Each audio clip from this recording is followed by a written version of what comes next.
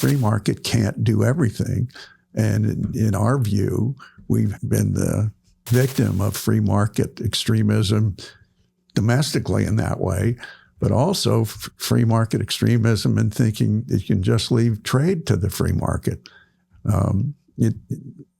At least in trade, there is no free market. Yeah. The problem is everybody else except the U.S. and the U.K. have in industrial policy. That's what they do. And they all have industrial policies. Some of them are less effective than others, but they have them. So what that means is if we don't have one, we're playing the part they assigned to the U.S. and their industrial policy. Which is probably the loser. Probably the loser. So if you keep at it long enough, you're a colony. Yeah. That's what the British imperialists did.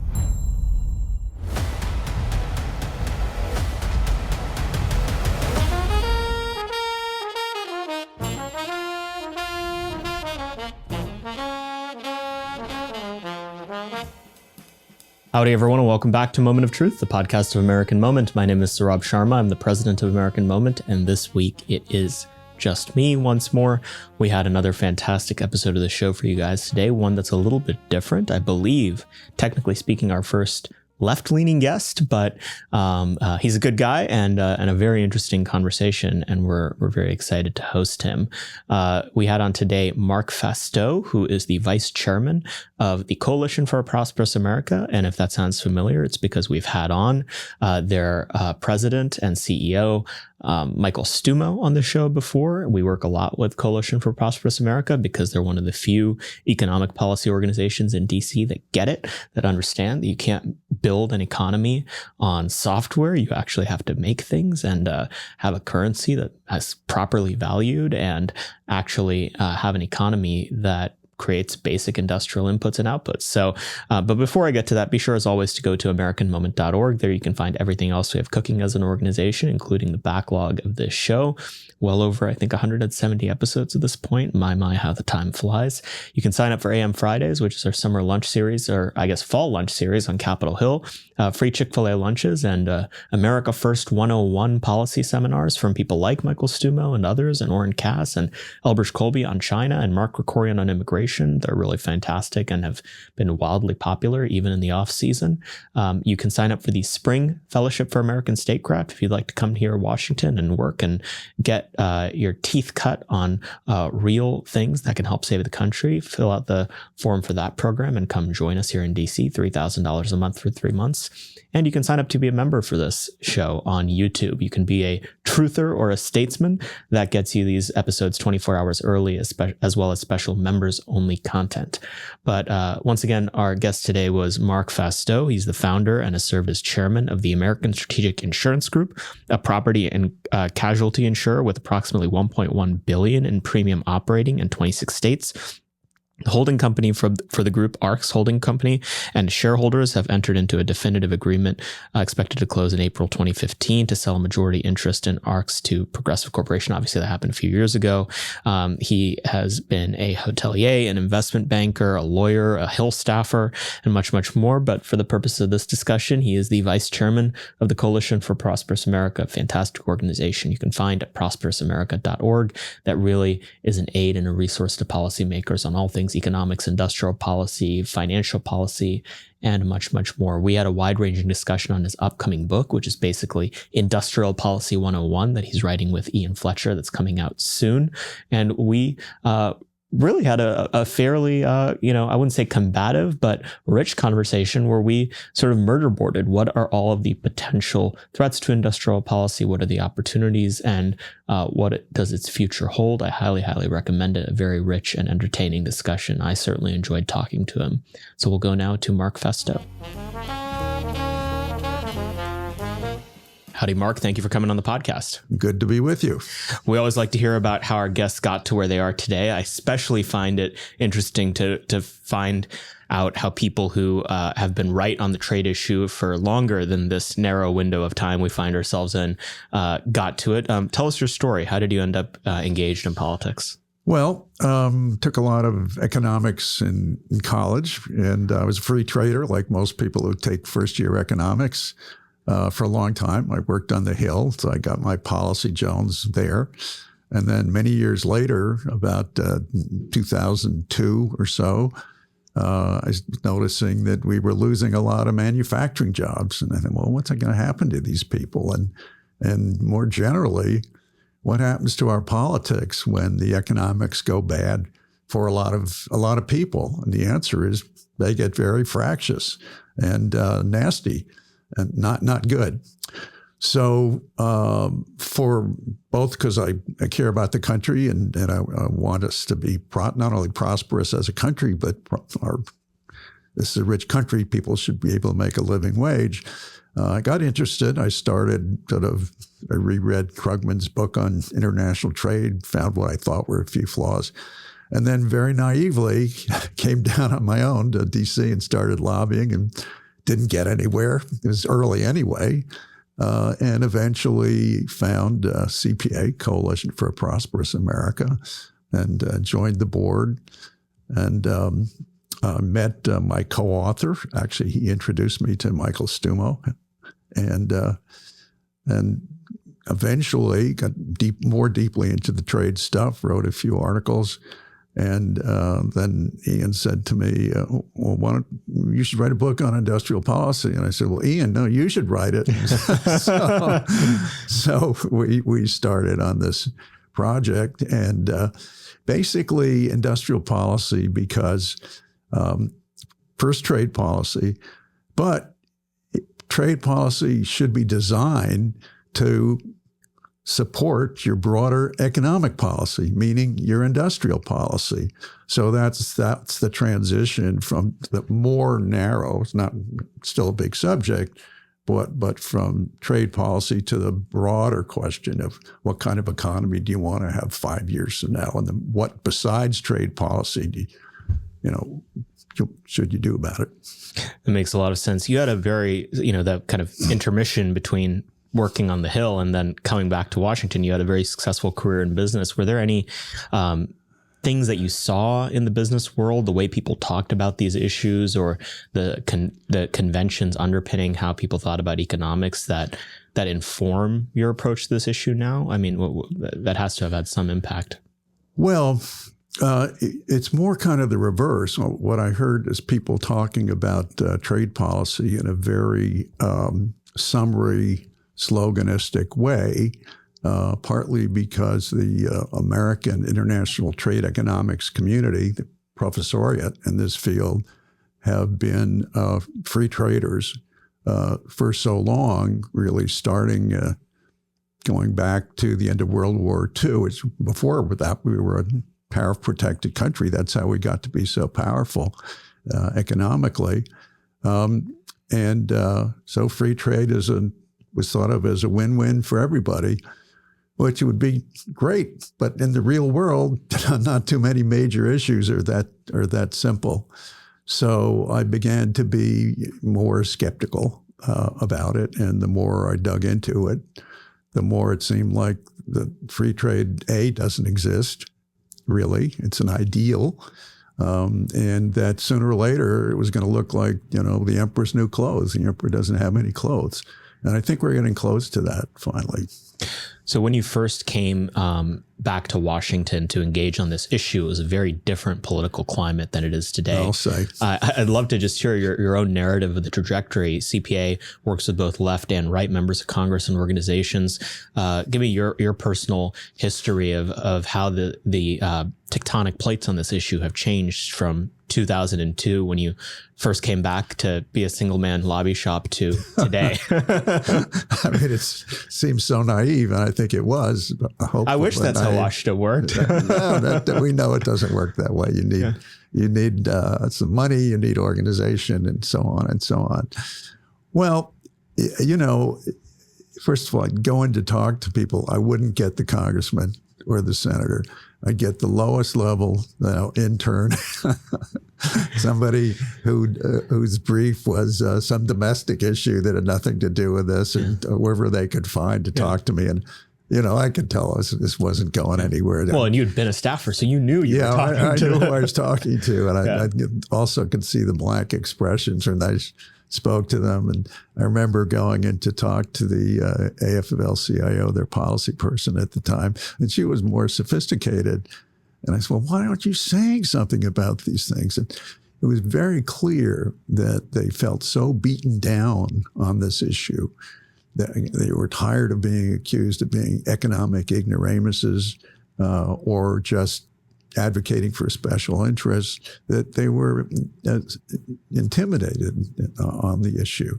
So it was either dismissed and like, I didn't know what I was talking about, or you're telling me that free trade isn't good. Everybody knows free trade is good for everybody. So very different today, fortunately. And in terms of the partisan breakdown of appetite on this stuff, did you find yourself getting more audience in center left offices, center right offices, and how has that changed over time? Well, back then, neither party was receptive, maybe for different reasons. But yeah. I mean, both the leading lights in both parties, the leaders in both parties at that point really were still free traders. And when did you see that starting to change? 5-6 years ago. So President Trump coming on the scene, do you think that was an inflection point that changed? For sure. Yeah. I mean, it was building, but I think it's clear that a large part of his appeal is that a lot of Americans are been frustrated with the trade policies of both parties. Honestly, I think if you go back far enough, it's a real, true bipartisan folly for the country. And Trump did something extremely useful. He threw a big wrench in the gears and changed the debate. And the tariffs were useful. No question. And that's really changed the game. I mean, Biden has followed on. If you take as sort of embryonic beginnings, Trump started on the tariffs. He really didn't do anything on other aspects of industrial policy. Biden has picked up on the support of domestic manufacturing very emphatically, but still only in a relatively narrow way.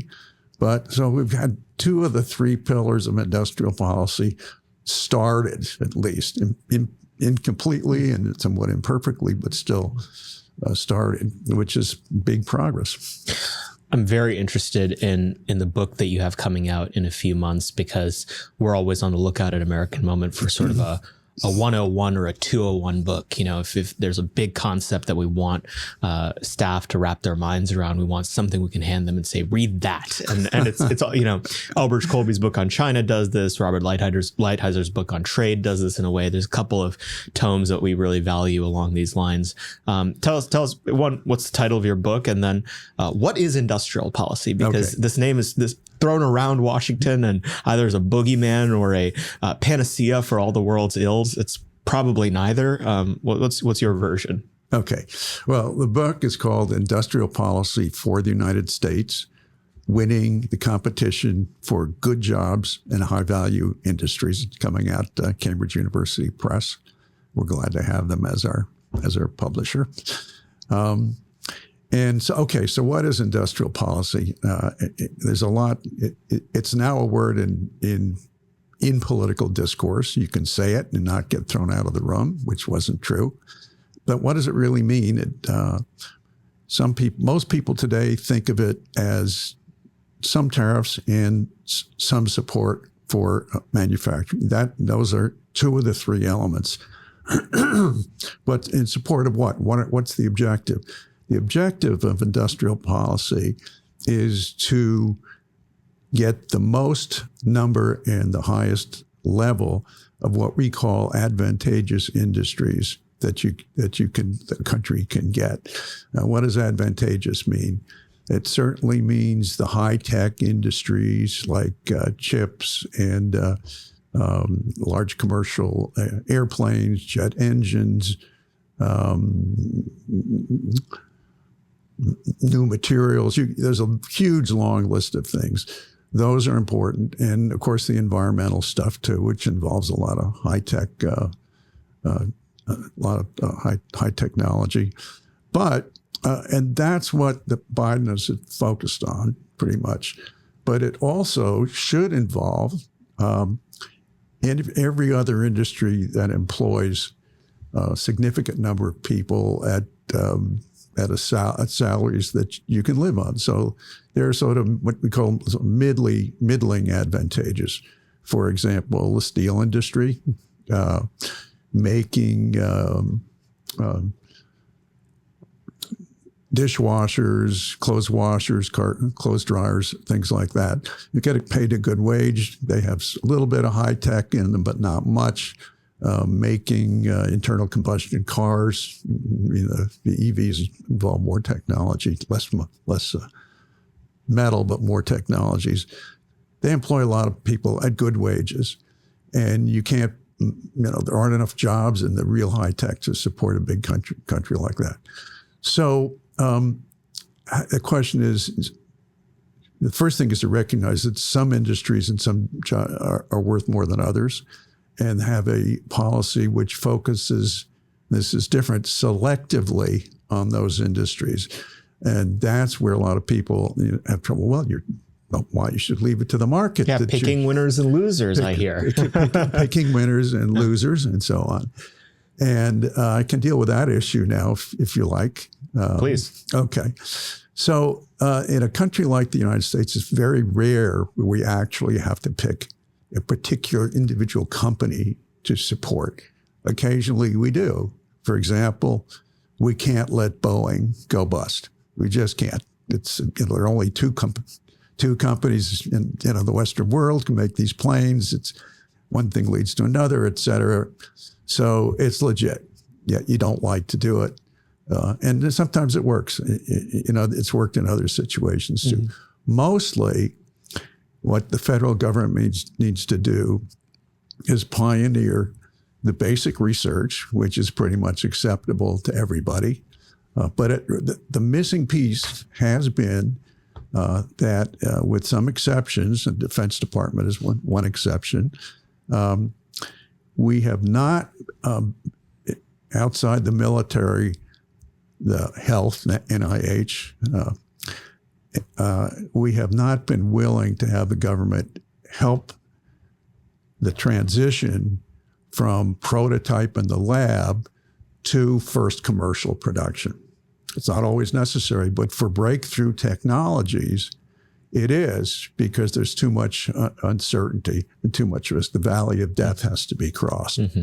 Now, give me an example of that kind of technology. Well, chips, computer chips. Yeah. And the help there was DARPA was very heavily involved in it. But the big demand, the first demand, most chips that were being made in the U.S. went into ballistic missiles. So they created the demand that helped smooth the way to get the bugs out of production, make it more efficient, demonstrate what it could do. And that's a classic. That's a classic way to provide support. So one of the things that comes up a lot in these conversations about industrial policy is the idea that it doesn't work, and I think that's foolish on multiple layers. Foreign countries do it to great success, and the United States has historically done it to great success as well. What in your mind is the kind of golden case studies, either abroad or at home, of where we've managed to marry this public resources and private ingenuity to make this system work in the best possible way? Okay, well, we have abroad. We have a number of 7 case studies, including some failures. UK is a classic, really bad failure. Yeah. That's going to be my next question: is how do you screw it up? But, okay. How do we do it well first? Yeah. All right. Okay. So you've got Japan leading the way, then Korea, then China. They've all done it extremely well. France is kind of in the middle. And the U.S. has actually done very good industrial policy. So we haven't called it industrial policy. we've called it health policy. Yeah. So we have NIH, which is a hugely successful industrial policy. We have state-led clusters in health, like the Massachusetts Life Science Cluster.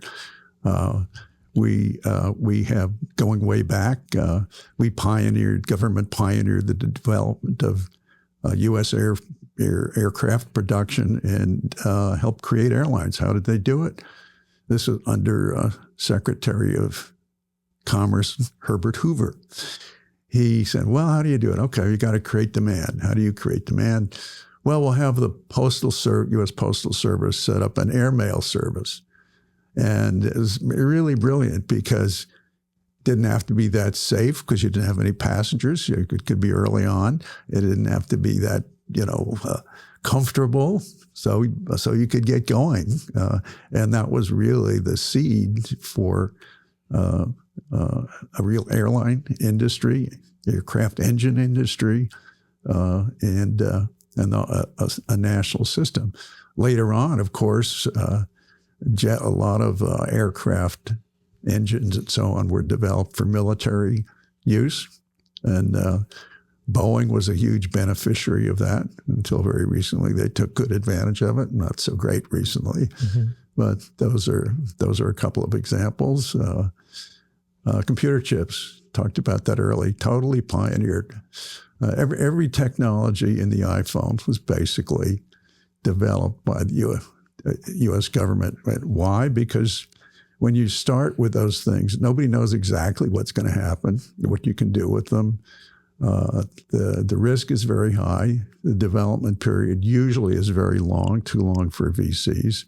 So that's where government has to step in, where the market won't do it. The market will do incremental innovation pretty well. Talk to me about the failed examples. You mentioned the UK. What are some other ones, and what characterized their failed approach to industrial policy? Well, first of all, you have to start where your country is. You can't start making 2-nanometer chips. Botswana's not going to do that. Yeah. And you can't really go directly from 30-nanometer chips to 2-nanometer chips. Right. So all this is very path dependent. You have to start where your industry is. You have to make a best guess, a thoughtful guess as to what demand is going to be. For example, the supersonic airline, remember that one? Yeah. Great technical achievement. It flew, no demand. Yeah. It wasn't. I would argue that there was political pressure put on them to not succeed. And I think we might get another stab at supersonic airplanes this decade, but that's another topic. Yeah. All right. Maybe if it becomes much cheaper to do it, different technology, mm-hmm. It could work. But then people weren't willing to spend $5,000. Remember, this is back. $5,000 is a lot more then than it is now to cross the ocean. So basically, you need to pick the subjects, the topics, the industries you're going to do. If you're starting back for new technologies, you need a portfolio theory, a portfolio approach, because a lot of these technologies, A, will fail, or B, will not have a market, which we just talked about. And the country or take a very long time to work out. And that's okay for the country because it goes on forever, but it's not workable for a VC firm or the private sector. And you have to have excellent communication between business, iterative communication when you get to the stage of beyond the lab, what kind of product you're going to make, what will work, what doesn't work, what's saleable, what's a workable business. And I was in business, so I understand that pretty well. And that requires that business be involved when you're close to the point of making something actually commercial, viable product. Then there are a whole array of tools that can be used. That the fundamental message is it's good industrial policy is very granular. It depends very much on what the industry is and all the aspects, some of the aspects that we just talked about. So it's not one size fits all. 2, it's a long-term project for new stuff. Not all of it. I want to talk about tariffs some more, but new stuff is a long-term project. And the other thing is it has to be coordinated. What we've been talking about is support of particular industries domestically. That has to be coordinated with the trade policy that supports these initiatives. Because if you can put a lot of money in a big bucket, but if you don't prevent China from out-subsidizing your early products and driving it and taking away the market, you're just pouring money into a bucket with a big hole in it. Yeah. So you need to protect those. So we've talked about 2 elements. The third element, really important, that really is not yet on the radar here in either party, is managing our currency. Right now, not right now, but also for quite a long time, the dollar has been way overvalued. What do we mean by overvaluation? Yeah, don't I want an overvalued dollar? Yeah, I want my dollar to Strong go further. Dollar is good, right? Yeah. Weak dollar. Well, why do you want a weak dollar? Do we want the marketing on this is really not good. I would call it an uncompetitive dollar. Yeah. That's really the better label for it. Well, how is that market supposed to work? If you have floating currencies, what's supposed to happen is that... And floating currencies means ones that are not pegged to hard assets like gold or some other store of value. They're traded. Right. They're traded. So the way that's supposed to work is that the surplus countries' currency gets stronger and the deficit trade countries' currency gets weaker, and then to balance trade. And that's because there's more demand for the surplus countries' currency, which drives up its price, and less demand. However, that hasn't worked for many, many years. Mm-hmm. And it hasn't worked for 2 reasons. First, there's currency manipulation, very prominent. Still, countries are still doing it. China did it extensively for about 8 or 9 years. Taiwan does it. Korea does it. Japan still does it a little more subtly, but they do it.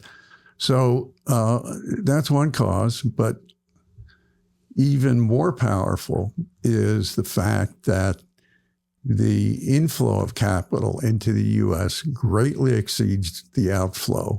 Why? And this is private sector, not government central banks. We have more capital flowing in because the U.S. capital market is the biggest, it's the safest, it's the most liquid. The country is generally one of the better places to invest your money. And of course, it's the reserve currency of the world. So the net is we have many, like trillions of dollars flowing around, more in than out, and that pushes up, that increases the demand for dollars to pay for these securities and pushes the value of the dollar up. So right now, the dollar's overvalued against a trade-weighted basket of currencies about 16%, about 22% versus the Chinese yuan. And historically contextualize that. I mean, 22%. Okay, maybe that's a lot. Maybe that's a little. What historically speaking, when do you know things have gotten bad? Well, the Peterson Institute, we disagree with this, doesn't consider there's overvaluation or undervaluation if it's less than 5% or less. Mm-hmm. 5% is a lot because I'll tell you what undervaluation means. What you really mean is it's fluctuating by a couple of percentage points around trade balance is fluctuating by a couple of percentage points around no deficit, no surplus. Long term, it'll never be totally stable, but it'll kind of go like this. So what that means is if we're trading with China and we put a 22% tariff on something, the currency imbalance totally wipes out its effect, dollar for dollar. It's that strong. Yeah. And so if it's 16% on average, put a 16% tariff on. That's too simple, but you get the idea. Yeah. It's the biggest single factor in our trade deficit. And the trade deficit is real money. It's not just a financial accounting entry. So I have a trade deficit with my grocery store. This is the line that you hear in this town all the time. Yeah, well, you got to pay it back. Yeah. The point is you have to pay. And in the meantime, it means that we're not making the goods that make up the deficit in this country. They're being made somewhere else, and we're paying for them either with loans, buying they're buying our securities, or we're selling them existing assets. So we're getting poorer. And the jobs for making those products have gone away. Now, if we have full employment like we do now, it doesn't mean that people who lose those jobs have no jobs. It means they take worse jobs. Free trade is supposed to work like, okay, you let an industry go, but your people who lose those jobs go to better jobs. That's not a rule of nature. It has not been happening. What should we do about it? Well, we need to do two things. We need to crack down on currency manipulation when it happens. We can offset it by buying the currencies of the offending nation. It's not a net cost because we're buying something of equal value. But that won't do it alone because of this capital inflow issue. And there we need some way to adjust that down. And that means a capital flow mechanism. CPA has proposed something called a market access charge.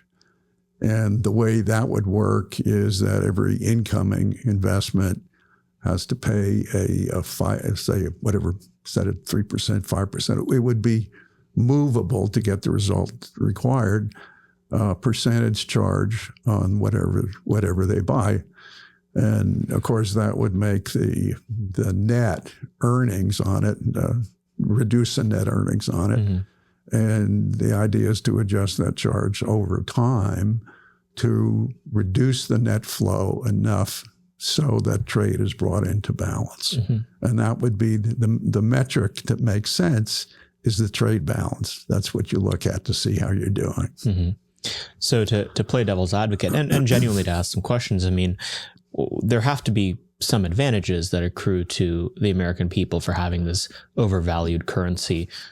What are those, and how are you pricing those trade-offs? I mean, and then also just in terms of risks to putting something like a market access charge. I mean, we have decreasing demand for U.S. bonds already right now. I'm worried that some of those bond auctions are going to not fail, but really get very dry soon. I mean, won't that have consequences for the broader stability of the U.S. economy? Well, first of all, you do it gradually. You announce it in advance, so it's not a big shock. Secondly, most bonds are bought and held within the United States, even though there's a big float. You wouldn't, and if you put this in gradually, the effect will be that there'll be some anticipation effect, which you want. But the other advantage of, and if you thought it raised, and I had conversations with ex-Treasury and Reserve officials about it, not just me. If you think it might cause interest rates to increase, you can offset with the Fed taking action to cut its own interest rates. And actually what it would do is free the Treasury or the Fed to take domestic actions. Like right now, if they increase interest rates, they suck in more capital. increase the deficit. If they have this separate tool, they needed to raise domestic rates to stop inflation. They could also raise the market access charge to offset the increased return. As to the reserve currency, the likelihood is that the U.S. dollar would continue to be the major reserve currency. There is just nothing. The Chinese will never let their currency float freely. That they're the only block big enough, if they were to let it float, to be a competitor in theory. Also, they play games with it. They would still continue to play games. They don't have a real rule of law in that area any more than anywhere else. So there are very strong reasons why they wouldn't supplant the dollar as the leading currency of record. Euro, there's some trading in euros now. It would probably increase, but it's mostly a burden. I remember Michael Stumo talking to some German, finance people, and they saying, "Oh, you guys, you shouldn't meddle with the currency." He was talking to them about this idea, and he said, "Okay, why don't we make the euro the reserve currency?" Oh no. Germany benefits from an artificially weak currency. It makes them more responsive to the politics of their constituent nations. They're able to monkey around with it whenever they want. Yeah. So I want to ask how industrial policy, as you see it, interacts with a whole suite of other issues that I think are very salient right now. And maybe some structural things when it comes to the American system of governance. This is front of mind for me today because I was reading a paper from all places, the Cato Institute, about state level economic development. Does the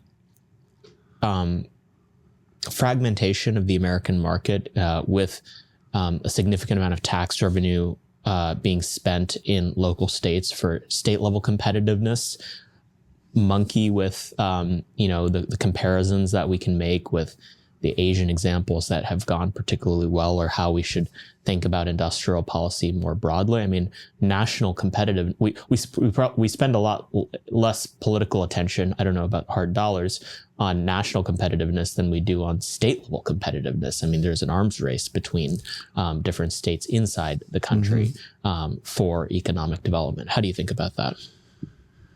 Well, a lot of the state arms race money is probably not well spent. It's the best way to spend it, if they have to spend it, is on infrastructure improvement rather than a cash handout. Yeah, for property tax relief, which is how it mostly gets spent. Right, exactly. Yes, look, some of our case studies touch on this. For example, Japanese is a much more cohesive society, much more respect for the central government capacity, and they start with they don't have the strong differentiation, the strong demarcation between government and business that we have in this country. The idea that government should be deeply involved and lead and structure the economic plan and direction of the economy, i.e. their industrial policy, is accepted. It's just the way it is. It's not even something they've had to debate. We don't have that here. So we have, what we have is, none of this would work without the market. It's incredibly powerful. There's no substitute for it. But the free market can't do everything. And in our view, we've been the victim of free market extremism domestically in that way, but also free market extremism in thinking that you can just leave trade to the free market. At least in trade, there is no free market. The problem is everybody else except the U.S. and the U.K. have believed in industrial policy. That's what they do. And they all have industrial policies. Some of them are less effective than others, but they have them. So what that means is if we don't have one, we're playing the part they assigned to the U.S. in their industrial policy. Which is probably the loser. Probably the loser. You know, if you keep at it long enough, you're a colony. Yeah. That's what the British imperialists did. Yeah. Well, going on from this, I mean, labor policy and how it interacts with industrial policy. I think that something we're already starting to see is that despite the fact that a lot of the political energy endorsing industrial policy has come from the deindustrialized parts of the country in the upper Midwest, the benefits of the industrial policy over the last few years have largely accrued to states in the Sun Belt. And I think there's all sorts of comparative reasons, all sorts of reasons that that's happened. I think one of which is the relatively lax labor policy in those Sun Belt states vis-a-vis the upper Midwest. Do you think that a successful industrial policy and very strong unions are in tension with each other? No, I don't. There are places in the world where they really work together. Germany's a prime example. In Germany and Scandinavia, the deal basically is that the workers will go along with technical change, because they've been promised and they believe the promise that they will get retrained to whatever the new technology is and that they won't lose their jobs. Mm-hmm. That doesn't always work, but there's enough faith in that so you don't, the unions and management aren't like this. Mm-hmm. I think another reason why what you say is true, where the benefits so far have appeared, is in the Sun Belt. It's kind of the high tech belt, I assume is what you're talking about, is that our industrial policy so far has mostly been aimed at the high tech areas, the critical ones that are critical, top of the line critical, and competing with China and on the race for new technologies for for the environment conservation. It points to the need for industrial policy to be extended to the other kind of industries that we talked about earlier. Middle tech or mid tech, whatever you call them, we call them sort of middling, advantageous. Steel's a good advantage. And there the benefit has been felt in the Rust Belt. Making cars, I mean, that's slower, and we got a tough row to hoe.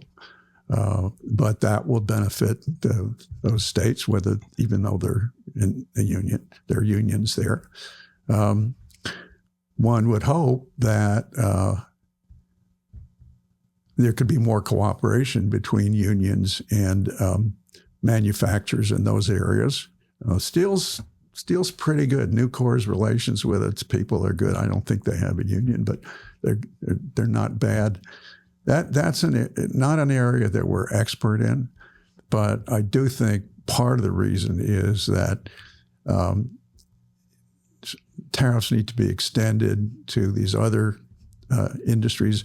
And one reason to do that is because when you're starting a new industry, it takes a long time before it filters down into a lot more jobs. Mm-hmm. If you take an existing industry that's operable and you protect it against subsidized imports, you stimulate investment almost immediately, new investment, capital investment. So you get the new jobs faster. And I think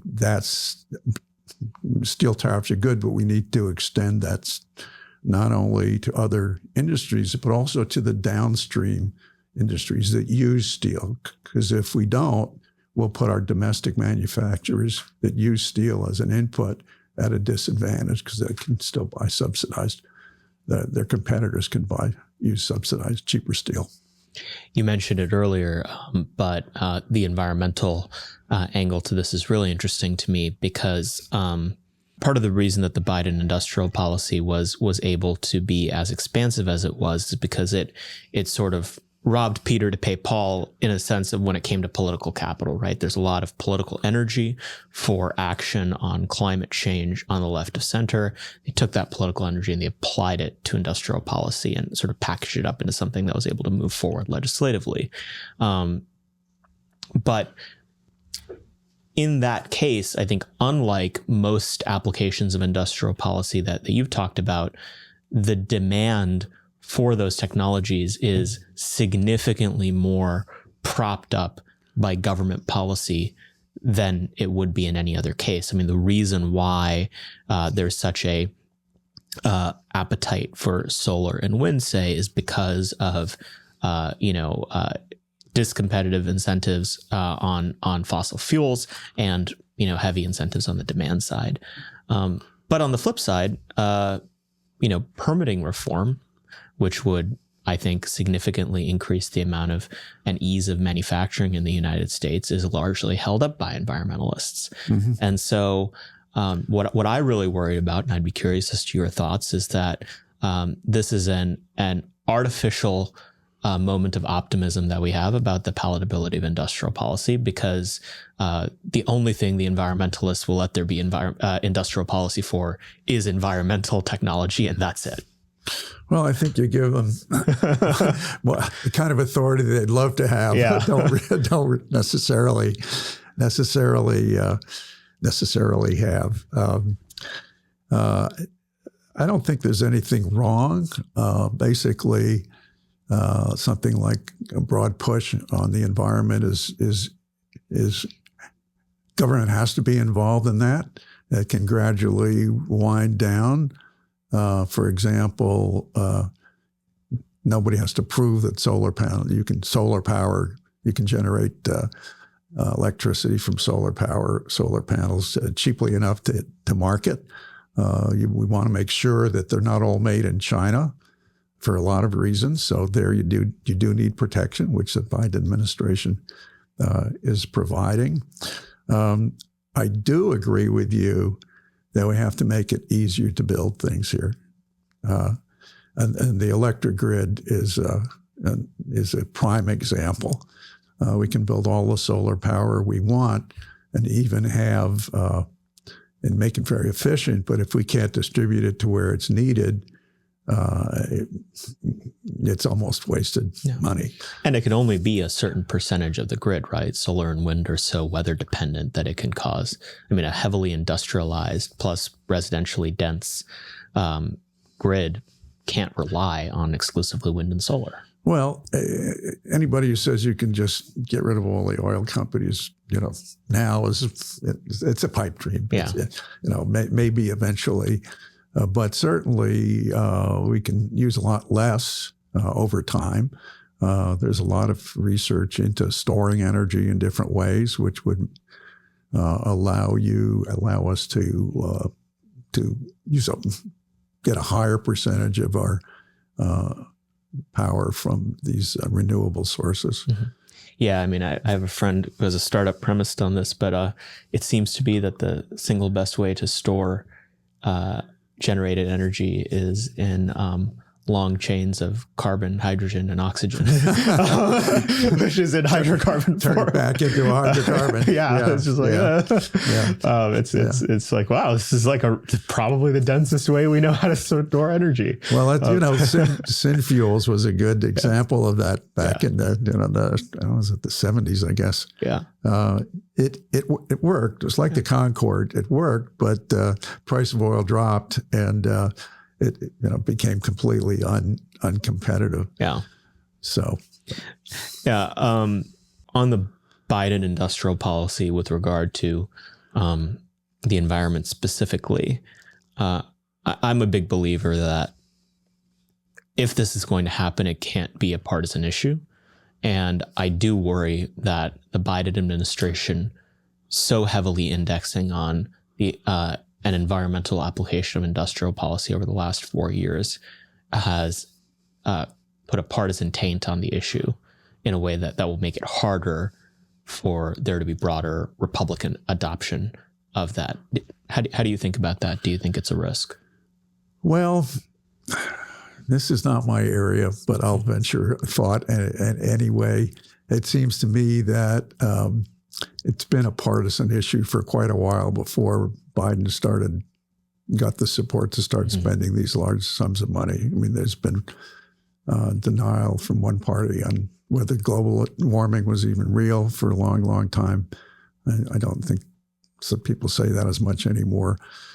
So, yeah, it would be great if there were more support from both parties for it. And I do think that what would help and help diffuse what you're talking about is if broader industrial policy were being pushed for and going into place. So it wouldn't be as much limited to right now. Right now, industrial policy is focused on anti-China. It's the chips and science, but the big innovation from the Biden administration is they're now calling it industrial policy, and in the authorizations, if not yet in the appropriations, every program now says, don't just develop the technology, but you have to help get it into the market. That's a big plus. But it's still China and the environment, both good in my view, but much more narrow than what we really need. And if it were broader, I think some of the things you're talking about would fall into place. Yeah. Going down this chain a little bit further, when it came to the CHIPS Act implementation, I think the Biden administration created a lot of low-hanging fruit for attack when it was discovered that the relevant authorities in the administration that were tasked with doling out the CHIPS Act money were trying to advance other goals with it. In this case, goals related to diversity and equity. I'll just say from a right-wing vantage point, from someone who wants to see chips made in America, it's really bad. And so how do you it's really bad, and it gives the worst people on the right a lot of fodder to go after this stuff. What do you think about this to expand the concept a little bit? Industrial policy usually involves a pretty granular and muscular use of government. And there's all sorts of opportunities for other goals to become part of that whenever that happens, whether it's social issues or labor or environmental ones. How do you think about focus when it comes to this? Let me add corporate capture. Right, too. of course. Yeah. So all of those. It isn't rocket science, but it isn't easy, and it is in the end political. So. And getting stuff done, big stuff done, requires some kind of political consensus, enough votes to get it through. And it often involves to some extent, conflict between two, easy to justify and support objectives. So exactly where to draw the line on that issue, I've read about it for sure. I don't know. It certainly slowed things down. Mm-hmm. I don't think it is necessary to throw out, every, our concern about access to jobs for underprivileged people. You can certainly, if you put people who can't do the job into jobs, that doesn't work. It makes a big mess. So nobody's for that. I don't know exactly where to draw the line. I mean, I know it's an issue. So another potential interaction between. I'm not dodging the question. No. I would have to be an expert in all these things and be in the guts. I mean, this book is from 5,000 feet. No, I understand. Immigration. So as I see it, there's a couple of interactions that immigration has with industrial policy. One, in order to jumpstart some of these industries, we need talent that just doesn't exist here at the highest end. Mm-hmm. There's maybe 3,000 wizards that know how to make high-end semiconductors. Most of them live in Taiwan, and some of them have to come here if we're going to do it. On the flip side, I think that there's a very convincing case that mass, especially low-skill migration, decreases the pressure for industrial innovation. When you have cheap labor to do certain things, it puts less pressure to technologically innovate and to build new things. And then again, going to the politics of it, I think there's it can completely scramble where the political incentives and pressure, at least I'll speak to the right, comes from on a more pro-America trade policy, which is from a voting population that doesn't want to see more migrations. How do you square the circle of industrial policy with immigration? Well, first of all, we should let in more people with the educational and technical qualifications that we need. It's too limited. This, again, not our area. We don't really deal with it in the book, but my understanding is it's not enough people, and it's a very burdensome process to get to be able to stay here, even if you've gotten your education here and you want to stay here and you've got significant technical, scientific, or other qualifications. I don't really know about low-skilled immigrants. I think even if they come here, their pay is higher than what their competitors were getting paid overseas. I'm for definitely controlling our border. That's pretty clear. And I think the Democrats have been late to that, but they're there now. The other stuff, not my area. Yeah. On foreign policy, you mentioned earlier how the two sort of sources of energy for industrial policy have been China and the environment.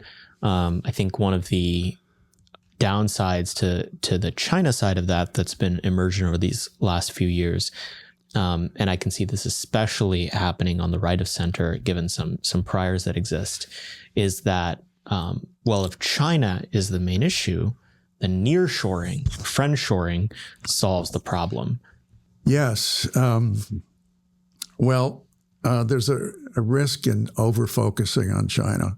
It is clearly the only real economic and possibly security challenge in the United States that we've had since World War II. So we need to do it. And they're smart. They work really hard. And it's not true that in an authoritarian state you can't make scientific progress. They have. And they're spending huge amounts on everything, starting with chips. But in terms of our country's economics, they're the biggest single part of our trade deficit. But say on the overall, trade deficit, our trade deficit, they're about 25, 30%. The rest is our friends and allies.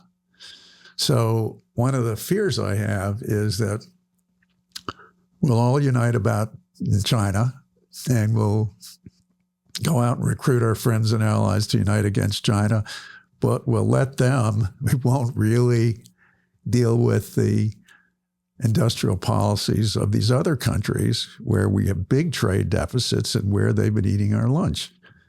And Japan will say, I'm making this up, I don't know if it's true. Japan will say, yeah, we'll help you with China, but we really need another technology transfer from you, blah, blah, blah, which they've played that game before, when in fact, the Japanese are more threatened by the Chinese than we are, and they will go along with anything reasonable to get us more allied with them to counter China. So we don't need to do those giveaways. And especially, Japan's going to be part of it, but India, Vietnam, Thailand, all these places that a lot of the movement is headed towards, unless prompted differently. So you asked me about friendshoring. Yeah. So friendshoring is an improvement because it gives China a little less leverage over us. That helps with currency and other things, right? Yeah, but a lot of the friendshoring is really Chinese in disguise. They're either shipping their goods into these countries and then mislabeling them and shipping them in, or they're actually investing in these countries. Their companies are.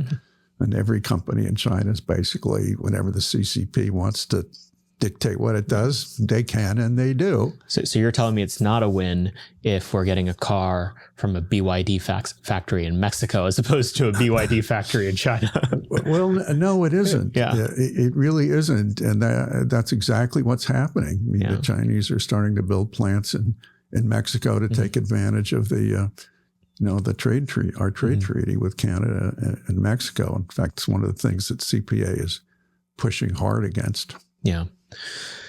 I want to talk about the cultural side of all this, because I do think that there's a observed phenomenon across the world, which is as countries become wealthier, the net political appetite for really dirty industry, at the lowest ends of the stack, so to speak, really decreases. Realistically, what is that mix of sophistication and complexity that you think could be feasibly brought to the United States? I mean, are we going to be a smelting and timber superpower, or is it going to be mostly further up the chain? How do you think about the headwinds there? Well, first of all, there's a bit of a misconception about manufacturing. We have oversold college, 4 years of college for everybody. It's not what everybody wants. It's not what everybody doesn't necessarily give you a good economic future. And we have unfairly maligned manufacturing.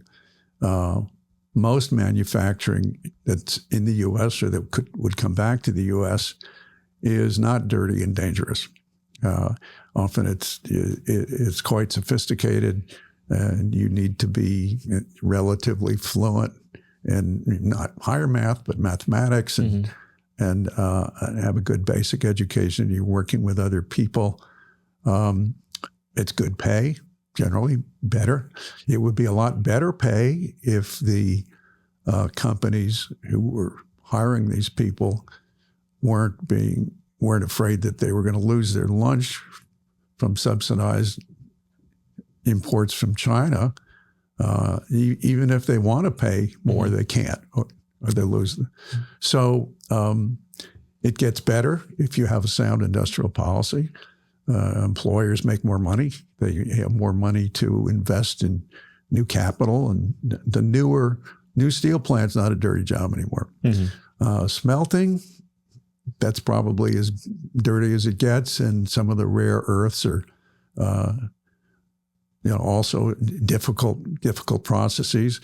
We just have to have those. We don't have to have them all, but we have to have an assured supply of them. They're just too important. So presumably, people who do it get paid a lot if there are enough other good jobs around, and we can certainly make it safe. Which is, when it's done in China, it's not. I don't know. A lot of it's being done in, where is it? It's in Indonesia. It's one of those countries. I would bet it's not being done very safely there either. Yeah. So the other reason we should have tariffs is to protect against imports from countries that don't spend the money on work safety and environmental standards and so on. Otherwise, you have a race to the bottom. Yeah. I want to close out by talking about what I think is the thorniest case study that American policymakers are going to be presented with in the coming years, which is Boeing. I completely agree with what you said earlier. We have to have it. We cannot. You're not a real country if you can't make planes. Like it's just simple as that. And no superpower has any business being called one if it can't do that. At the same time, this seems like a really sick company. Like it is not doing well. It's leaving astronauts abandoned in space. The planes are falling out of the sky. It just seems like a total mess. Taking all the insights from your book, what's the doctor's visit for Boeing look like? What do we have to do? What has to change in American policy making to fix this? Good question. It makes me think of our Korean case study. There, they had a lot of, the government funded a lot of shipbuilders, earlier on steel makers, and And a lot of them failed for various reasons. So what they would do is they would force a sale. Can't do this exactly. They'd throw out the management but keep the asset. Do something with the asset. And there, because there were other companies, they would force a sale to another steel company or another shipbuilder. Well, we can't do that with Boeing because we're not going to. There's no one else. There's nobody else. What are we going to do? Put the Pepsi CEO in charge of it? Like, it's not going to work. No, look, change has to come from the top. Yeah. And you really need to change the whole top echelon. And that's disruptive. And you need clearly to have, as a CEO, not a finance guy who screwed it up, not a lawyer, probably. I'm a lawyer, and I was an investment banker, so I can say that.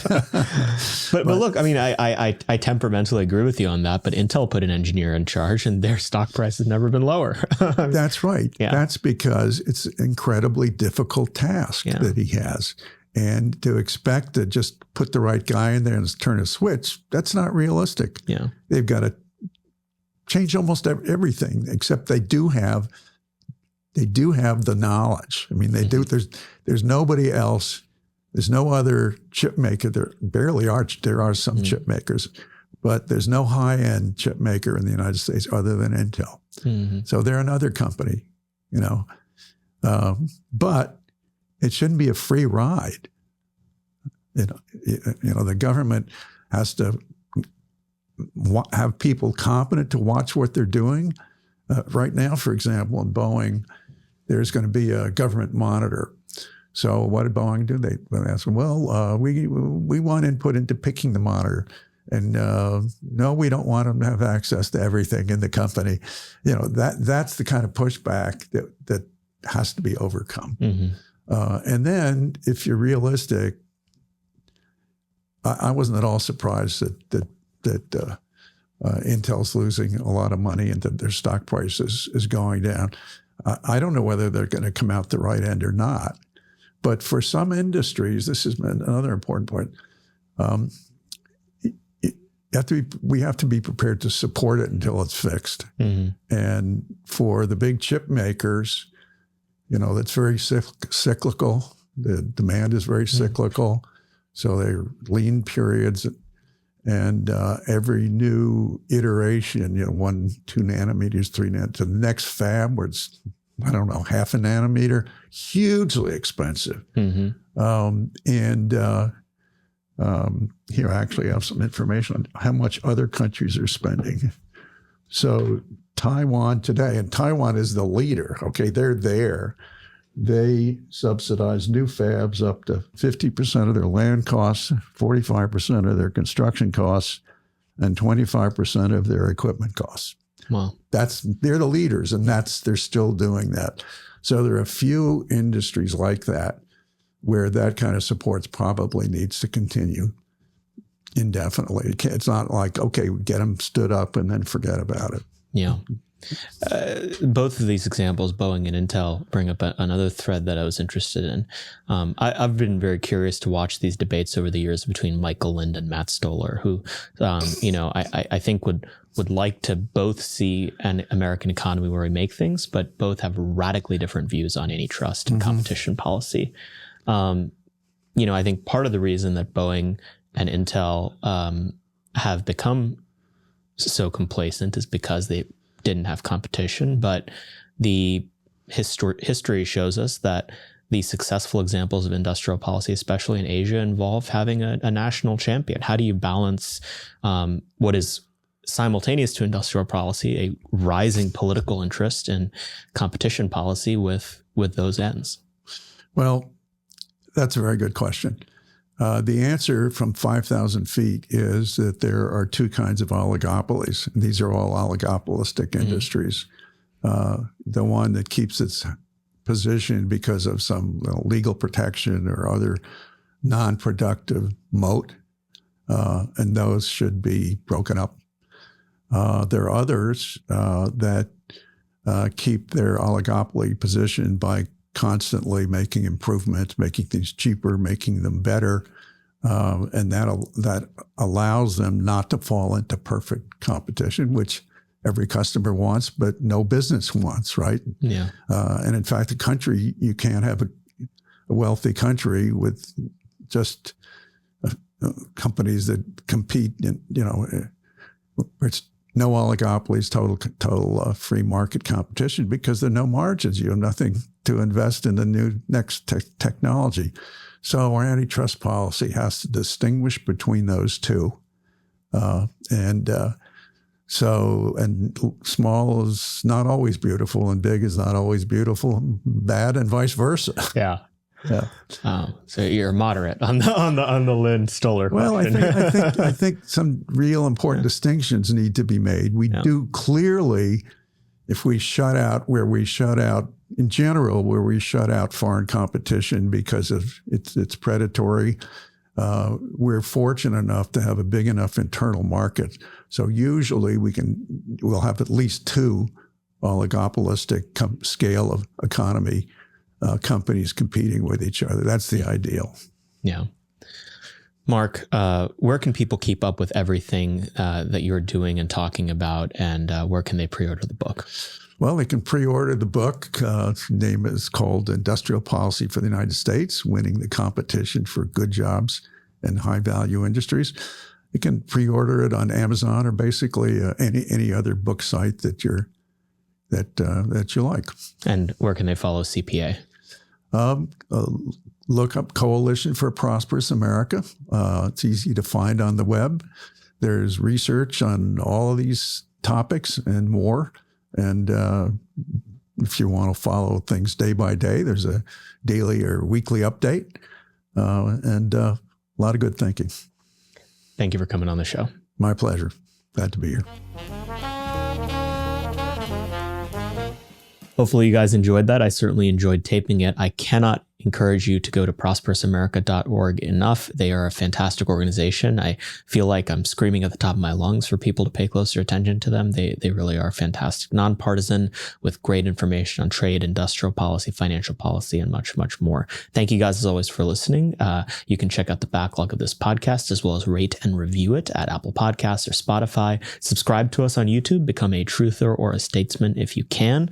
It really does help us keep this podcast going. Sign up for our programs, AM Fridays this fall or the Fellowship for American Statecraft this spring. And hey, kick a few bucks our way. We're starting to end the charitable, or starting to come to the end of the year, which is a big charitable season. We would appreciate any financial support you can send our way. Thank you guys as always for listening, and we will see you next week. Moment of Truth is an American Moment podcast taped at the Conservative Partnership Campus Studios and is produced by Jake Mercier, Jared Cummings, Tiffany Kutris, and Matthew Pearson. Our intro song is A Minor Struggle by Ryan Serenich, and our website is AmericanMoment.org.